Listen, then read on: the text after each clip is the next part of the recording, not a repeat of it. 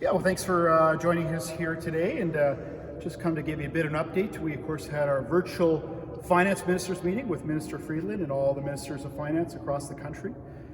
So it was a productive discussion that we were able to talk about Manitoba's priorities, and of course, a part of that, the big priority is the health transfer funding. We need to make sure that's an ongoing basis is the number one priority for Manitobans.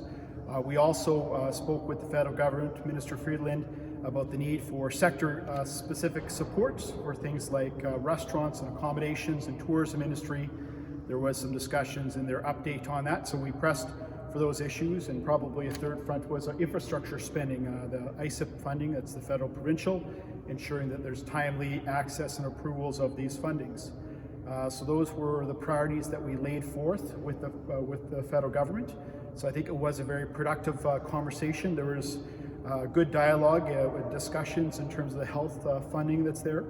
There was also some agreements with the federal government and other ministers of finance on growth strategies going forward, such things as interprovincial trade, which is a real priority for Manitobans, as well as taking advantage of things like our hydroelectricity power, which I know is a priority for the federal government.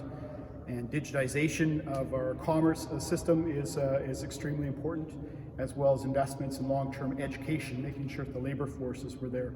So it was a very, I think, very productive conversation in a little bit different setting. Usually we meet in Ottawa, of course, or wherever where the meeting is held, and so we had some productive discussions with the federal government.